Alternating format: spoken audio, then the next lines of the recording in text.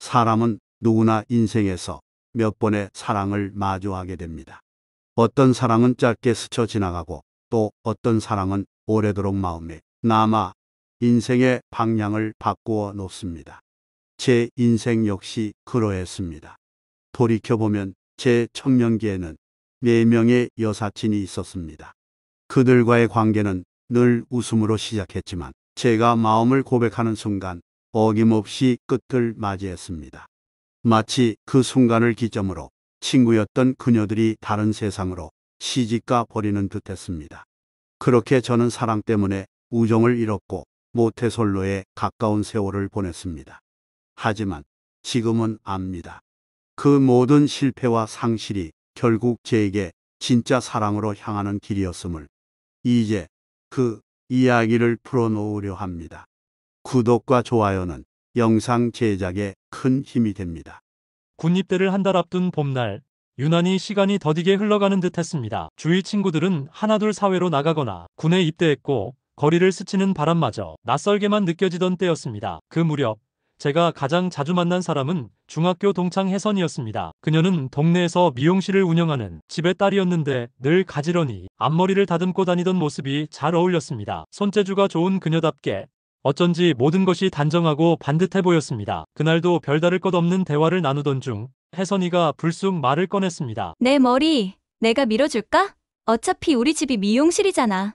농담처럼 들리는 말이었지만 제 가슴은 순간 크게 뛰기 시작했습니다. 군 입대를 앞두고 머리를 밀어야 한다는 것은 단순한 미용이 아니라 어쩌면 마지막 의식 같은 것이었으니까요. 그래, 내가 해줘. 너라면 맡길 수 있지. 그렇게 말하며 따라간 미용실. 바리캉이 윙소리를 내며 제 머리를 스치자 검은 머리카락이 바닥에 한 줌씩 떨어졌습니다. 거울 속의 제 모습은 점점 달라지고 있었고 그 옆에서 깔깔 웃는 혜선이의 얼굴은 그 어느 때보다 밝아 보였습니다. 머리를 다 밀고 난 뒤 그녀는 장난스럽게 말했습니다. 어우, 이제 진짜 군인 다 됐네.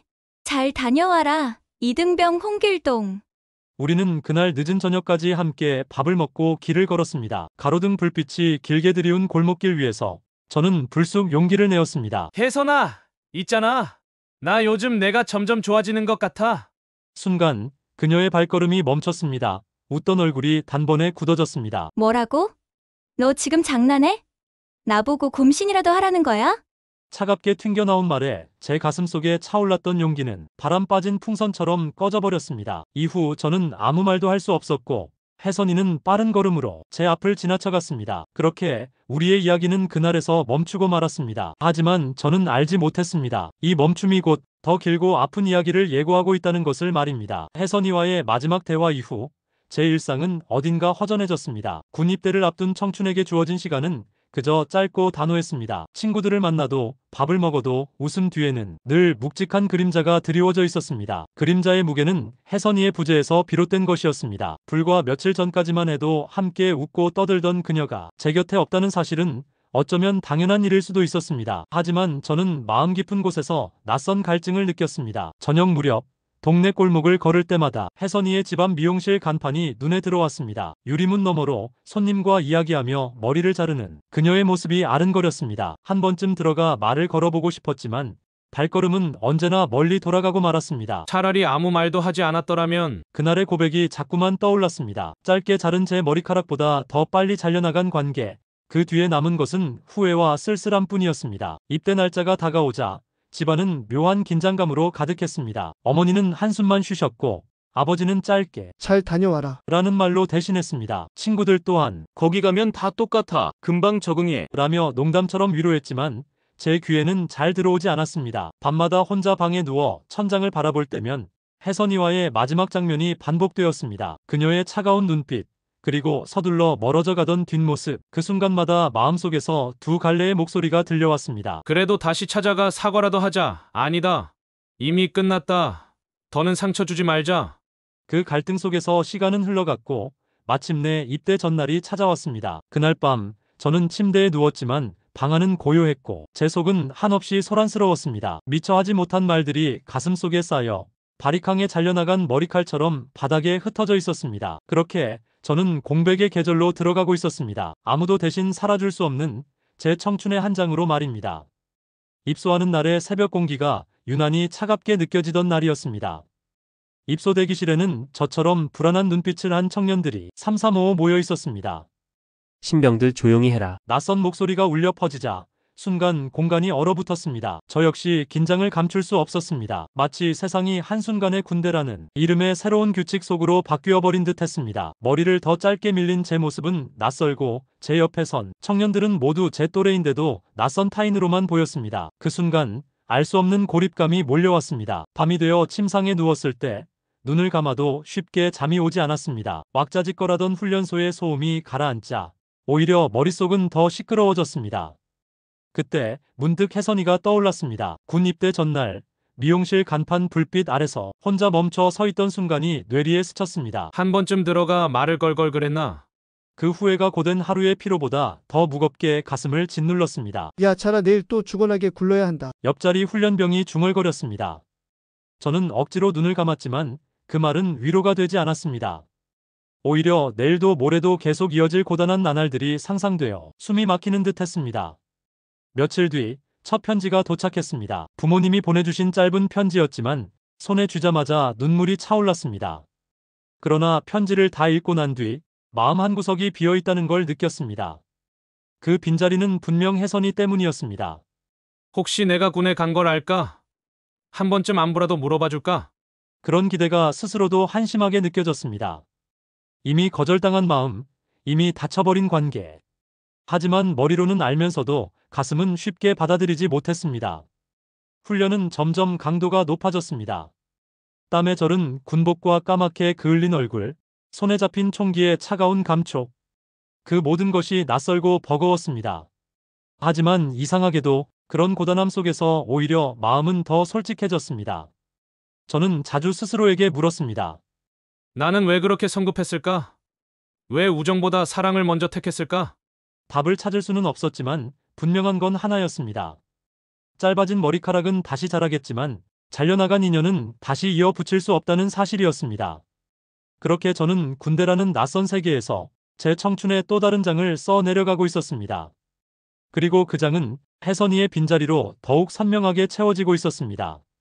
군 생활이 조금 익숙해질 즈음 저는 일병 계급장을 달고 있었습니다. 말은 익숙해졌다고 하지만 여전히 고단한 하루하루였습니다. 반복되는 구보, 얼차려, 그리고 상급자의 눈치. 몸은 적응했을지 몰라도 마음은 언제나 목마른 듯 공허했습니다. 그러던 어느 날 고등학교 동창 윤미가 문득 떠올랐습니다. 수업 시간마다 뒷자리에 앉아 장난스레 쪽지를 건네던 모습, 졸업 후에도 우연히 만나 가볍게 안부를 나누던 기억이 아른거렸습니다. 군대에서 면회라는 단어는 마치 기적처럼 느껴졌습니다. 저는 용기를 내어 편지를 썼습니다. 윤미야, 혹시 시간 되면 면회 한번 와줄래? 얼굴 보고 싶다. 그저 기대 반, 체념 반의 마음이었습니다. 그런데 놀랍게도 주말에 윤미가 나타났습니다. 그것도 혼자가 아니라 치킨을 들고 친구 몇 명과 함께 말입니다. 면회실 문이 열리고 윤미가 환하게 웃으며 들어오는 순간 가슴이 덜컥 내려앉는 것 같았습니다. 야, 오랜만이다. 얼굴 까매졌다. 익숙한 농담, 장난스러운 눈빛. 순간 군대라는 차가운 세상 속에 따뜻한 햇살이 스며드는 듯 했습니다. 저는 그날 치킨을 받아들고 오랜만에 진짜 사람다운 밥을 먹는 기분이 들었습니다. 식당에서 늘 먹던 밥과 국이 아닌 친구들이 사온 치킨 한 조각이 왜 그렇게 눈물이 날 만큼 소중했는지 모릅니다. 군 생활 힘들지? 윤미의 물음에 저는 애써 대수롭지 않은 척 웃었습니다. 에이, 뭐 그냥 다 그런 거지. 괜찮아. 하지만 제 웃음 뒤에는 그녀의 따뜻한 관심이 오래도록 머물렀습니다. 그날 이후로 윤미와는 가끔 안부 전화를 주고받았습니다. 짧은 통화였지만 군 생활에 지쳐있던 제게는 작은 숨구멍 같은 존재였습니다. 그리고 기다리던 휴가. 오랜만에 군복 대신 사복을 입고 윤미를 만났습니다. 번화가의 작은 선술집 투다리에서 마주 앉아 술잔을 기울이던 그날 밤, 저는 또다시 용기를 냈습니다. 윤미야, 사실 나 너 좋아한다. 예전부터 그랬어. 말을 꺼내는 순간 심장이 요동쳤습니다. 혀끝이 떨리고 손끝이 차가워졌습니다. 하지만 윤미는 미안한 듯 웃으며 고개를 저었습니다. 나 사실 다른 사람 좋아해. 너도 아는 친구야. 순간 술맛이 씁쓸하게 변했습니다. 아, 그렇구나. 괜히 말했네. 억지로 웃었지만 속은 허물어지는 듯 했습니다. 그날 집으로 돌아오는 길, 겨울바람이 유난히 차갑게 느껴졌습니다. 어쩌면 군대라는 갇힌 세상 속에서 저는 작은 온기를 갈망했던 것일지도 모릅니다. 그리고 그 온기를 윤미에게서 찾고 싶었던 것일지도요. 그러나 윤미와의 거리는 결국 좁혀지지 않았습니다. 그녀는 제게 다시 친구로만 남았고 저는 또 한 번 마음을 접어야 했습니다. 군 생활을 마치고 제대하자 세상은 생각보다 낯설었습니다.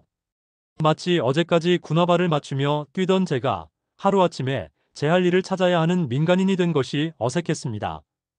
한동안은 아무것도 손에 잡히지 않았습니다. TV를 보며 시간을 흘려보내고 밤이 깊어지면 괜히 허공을 보며 담배를 태우곤 했습니다. 그러던 어느 날 아는 형이 치킨집을 새로 오픈한다며 연락을 주었습니다. 야, 너도 집에만 있지 말고 와서 좀 도와줘. 손 빠른 거 내가 아니깐 주방을 맡아줘. 특별한 계획도 없던 저는 그 제안을 흔쾌히 받아들였습니다. 형의 치킨집은 오픈 준비로 분주했습니다. 형은 홀 서빙을 맡을 여직원도 구했습니다. 그녀의 이름은 이소은이었습니다. 첫 만남은 특별할 것 없는 인사였지만 묘하게 눈길이 가던 사람이었습니다. 까만 머리를 뒤로 단정히 묶고 손님들을 맞이하는 미소가 참 따뜻했습니다. 주방 힘들죠? 오늘 치킨 주문 많네요? 홀에서 바삐 움직이다가 주방으로 들어와 물 한 잔을 건네주던 그녀의 목소리는 왁자지껄한 치킨집 안에서도 또렷하게 들렸습니다. 그렇게 우리는 오픈 멤버로 함께 2년을 보냈습니다. 때론 손님 때문에 진이 빠지고 때론 사소한 실수로 다투기도 했습니다. 그러나 함께 웃고 함께 버티는 시간이 길어질수록 그녀는 제 일상에서 특별한 사람이 되어갔습니다. 그러던 어느 날부터였을까요? 소은 씨가 자주 지각하기 시작했습니다. 늘 밝던 얼굴에도 그림자가 드리워져 있었습니다. 무슨 일 있어요? 제가 조심스럽게 묻자 그녀는 고개를 떨군 채 낮게 속삭였습니다. 헤어졌어요, 남자친구랑? 순간 가슴이 묘하게 뛰었습니다. 하지만 곧 그녀의 눈가에 맺힌 눈물을 보고 저는 그저 친구처럼 위로할 수밖에 없었습니다. 힘들면 그냥 말해요. 혼자 끙끙대지 말고. 그 후로 3개월을 저는 그녀의 옆을 묵묵히 지켰습니다. 술에 취해 힘들다고 전화하면 밤늦게라도 나가 이야기를 들어주었고 새벽까지 뒷정리를 하며 웃어주었습니다. 하지만 세상은 늘 우리가 바라는 대로 흘러가진 않았습니다. 치킨집은 결국 장사가 되지 않아 문을 닫게 되었습니다. 마지막 회식은 번화가의 노래주점 준코에서 열렸습니다. 모두들 웃고 떠들었지만 마음속 깊은 곳에는 아쉬움과 허전함이 가득했습니다. 회식이 끝난 후 사장님이 제 손에 10,000원짜리 지폐 10장을 쥐어주며 말했습니다. 야, 소은이 좀 데려다줘라. 늦었는데 여자 혼자 가게 할 수 없잖아. 저는 소은 씨와 함께 집으로 향했습니다. 그런데 도중에 그녀가 불쑥 말했습니다.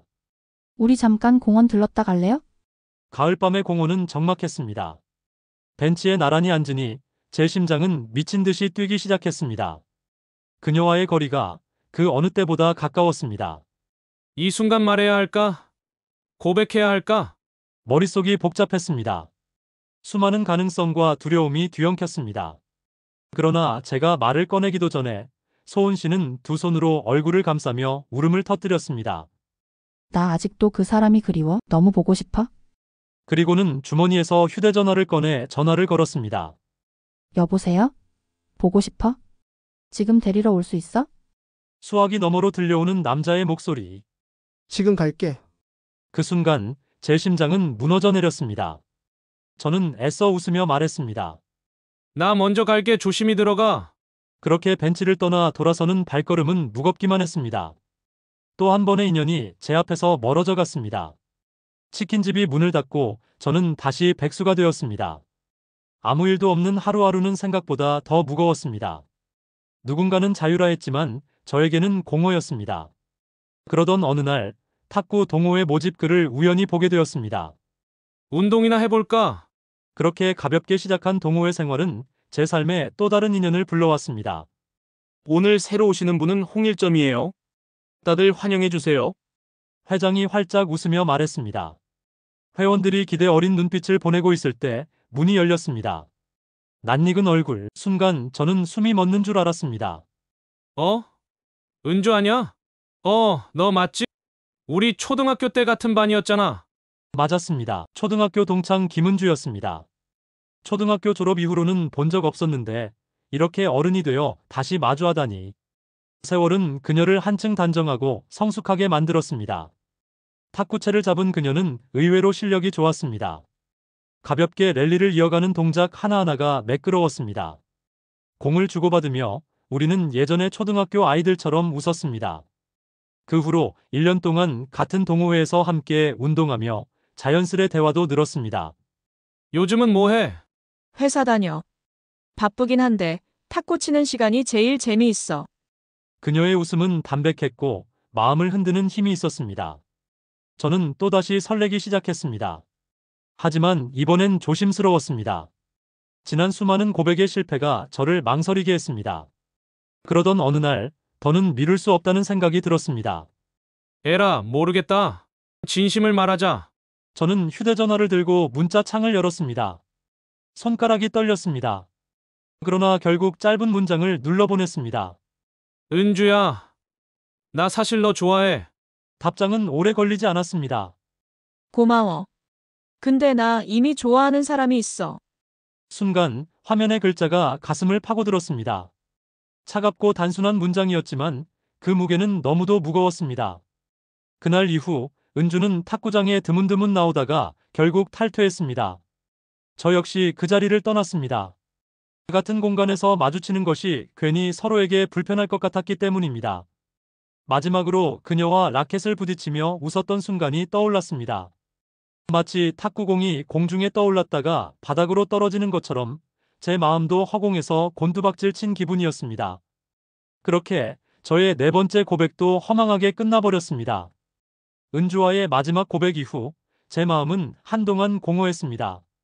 무언가를 다시 시작하기에는 용기가 부족했고 그렇다고 가만히 있기에는 삶이 너무 무료했습니다. 그런 저를 보고 친구 녀석이 말했습니다. 야, 집에만 있지 말고 좀 나와. 이번 주말에 사람들 모이는데 같이 가자. 나 이런 자리 별로야. 그냥 너 혼자 다녀와. 야, 그냥 밥 먹으러 간다고 생각해. 괜찮을 거야. 친구의 성화에 못 이겨 따라간 자리는 작은 카페였습니다. 모임에 모인 사람들은 낯설었지만 분위기는 의외로 따뜻했습니다.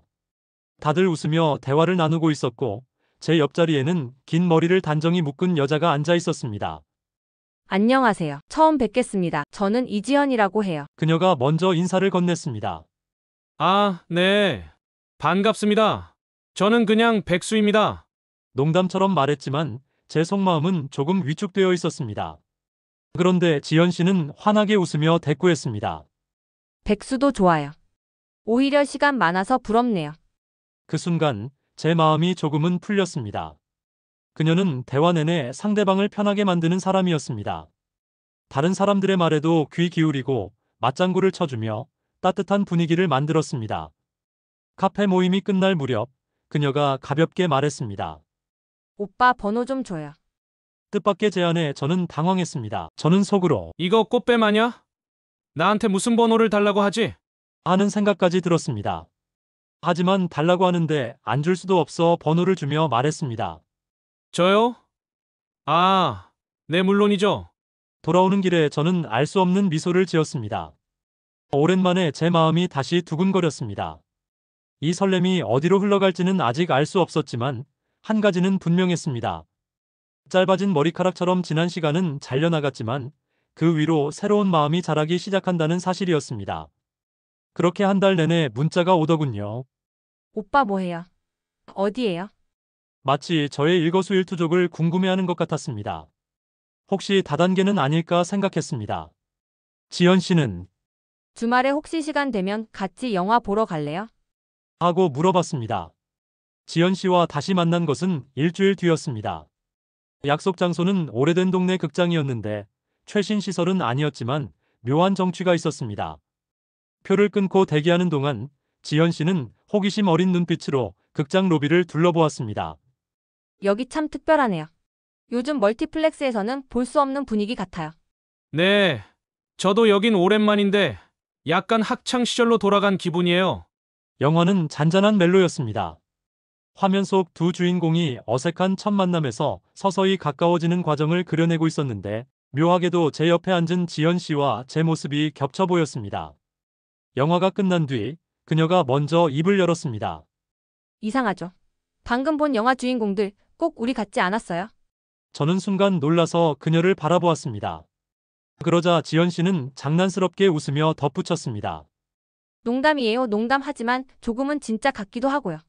극장을 나와 근처 분식집에 들어갔습니다. 김이 모락모락 나는 떡볶이와 튀김, 그리고 순대. 평범한 메뉴였지만 그녀와 함께라서 특별해 보였습니다. 저 사실 떡볶이 진짜 좋아해요. 매일 먹어도 질리지 않을 것 같아요. 다행이네요. 저도 떡볶이 없으면 못 삽니다. 우리는 그날 영화보다 더 많은 대화를 나누었습니다. 어릴 적 이야기도, 좋아하는 음악도, 때로는 힘들었던 순간까지도 자연스럽게 이어졌습니다. 그리고 돌아오는 길, 지연 씨가 천천히 말했습니다. 오늘 참 좋았어요. 오랜만에 많이 웃었네요. 저도요. 이렇게 웃은 게 얼마만인지 모르겠습니다. 그날 밤 집으로 돌아온 저는 오래도록 잠들지 못했습니다.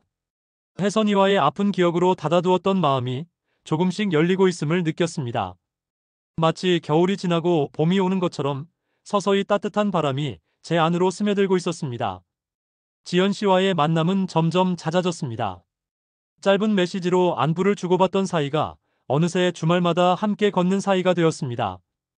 카페에 앉아 차를 마시기도 하고 동네 작은 공원 벤치에서 늦은 시간까지 이야기를 나누기도 했습니다. 그녀와 함께 있는 시간은 늘 편안했습니다. 그런데 이상하게도 마음 깊은 곳에서 조심스러운 목소리가 들려왔습니다. 괜히 또 상처 주는 거 아니야? 예전에 혜선이에게 그랬던 것처럼. 밤늦게 집에 돌아오면 혜선이의 표정이 떠오르곤 했습니다. 군 입대 전날 제 고백에 굳어버리던 그 얼굴. 그날의 차가운 공기가 아직도 제 마음 한구석에 얼음처럼 남아 있었습니다. 그러던 어느 날 지연 씨가 조심스럽게 물었습니다. 혹시 무슨 일 있으세요? 요즘 가끔 멀리 있는 사람처럼 보여서요. 그녀의 눈빛은 따뜻했지만 동시에 제 마음을 꿰뚫는 듯 날카로웠습니다. 저는 순간 대답을 망설이다가 억지로 웃음을 지었습니다. 아니에요. 그냥 요즘 일이 조금 많아서 그래요. 거짓말이었습니다. 저는 백수였고 특별히 바쁜 일도 없었습니다. 하지만 차마 제 속마음을 다 말할 수는 없었습니다. 혹시라도 내 과거 이야기를 들으면 그녀도 나를 멀리하지 않을까? 그날 밤 집으로 돌아와 거울 앞에 앉았습니다. 짧게 잘린 머리카락이 다시 자라 있었지만 제 표정은 여전히 어딘가 불안해 보였습니다. 저는 알 수 있었습니다. 지연 씨와 함께 웃으면서도 제 마음속에는 여전히 그림자가 드리워져 있다는 사실을, 그리고 그 그림자를 마주하지 않으면 앞으로 나아갈 수 없다는 사실도요. 그날은 평소보다 더 선선한 저녁이었습니다. 저와 지연 씨는 단골이 되어버린 공원 벤치에 앉아 있었습니다. 가로등 불빛이 은은하게 번지며 그녀의 얼굴을 비추었습니다. 잠시 침묵이 흘렀습니다. 저는 마음속에서 오랜 갈등을 끝내야겠다고 생각했습니다. 그동안 망설이기만 했던 제 이야기를 이제는 꺼내야 할 때였습니다. 지연 씨, 사실 저에겐 조금 바보 같은 과거가 있습니다. 지연 씨는 조용히 고개를 끄덕이며 들어주었습니다. 그 따뜻한 눈빛 덕분에 용기가 났습니다. 저는 혜선이와 있었던 일을 이야기했습니다. 군 입대를 앞두고 그녀가 제 머리를 밀어주던 날, 그리고 갑작스러운 고백으로 모든 것이 끝나버린 기억을, 또 고등학교 친구 윤미에게 군 생활 중 휴가 때 술자리에서 했던 고백, 사회초년 시절 치킨집에서 함께 일하던 소은 씨와의 아픈 기억, 마지막으로 초등학교 동창 은주에게 카톡으로 전한 허망한 고백까지. 저는 차근차근, 때로는 한숨을 쉬며 모든 이야기를 털어놓았습니다. 그 순간 제 마음은 무겁기도 했지만 한편으로는 홀가분했습니다. 그래서 전 늘 같은 실수를 반복했던 것 같습니다. 좋아하는 마음 때문에 소중한 우정을 잃고 결국 아무도 곁에 남지 않았습니다. 말을 마친 뒤 저는 고개를 떨군 채 그녀의 대답을 기다렸습니다. 제 안에서는 불안이 소용돌이쳤습니다. 결국 아무도 곁에 남지 않았습니다. 말을 마친 뒤 저는 고개를 떨군 채 그녀의 대답을 기다렸습니다. 제 안에서는 불안이 소용돌이쳤습니다. 혹시 실망하면 어쩌지? 나를 떠나버린다면? 그런데 지연 씨의 대답은 제 예상과는 달랐습니다. 그녀는 잠시 생각하다가 조용히 웃었습니다. 바보 같긴 하네요. 그런데 전 오히려 솔직하게 말씀해 주셔서 감사해요. 저는 얼떨떨한 표정으로 그녀를 바라보았습니다. 누구나 실수하잖아요. 중요한 건 지금 어떤 마음으로 살아가고 있느냐, 그게 아닐까요? 저는 그런 과거가 있었다고 해서 오빠를 다르게 보지 않아요. 그녀의 말은 오랜 시간 굳어있던 제 마음의 얼음을 녹이는 듯 했습니다. 가슴 깊숙이 따뜻한 온기가 퍼져나갔습니다. 그리고 지연 씨는 오빠를 좋아해요. 라고 먼저 말해왔습니다. 저는 그날 처음으로 그녀의 손을 살며시 잡았습니다. 그 순간 저는 알 수 있었습니다. 지금 이 순간부터는 더 이상 과거의 그림자가 아닌 새로운 길을 함께 걸어갈 수 있다는 사실을. 저는 지연과 결혼하여 두 아이를 키웠고 지금도 잘 살아가고 있습니다. 결혼 초기에는 장모님께서 농사를 지으시는 서천에서 종종 농사일을 돕기도 했습니다. 농사꾼의 외동딸과 결혼한 터라 아들이자 사위 노릇을 하느라 참 바빴습니다. 돌아보면 4번의 고백은 모두 실패로 끝났습니다. 그러나 그 실패들이 없었다면 지금의 사랑도 없었을 것입니다. 저는 이제 압니다.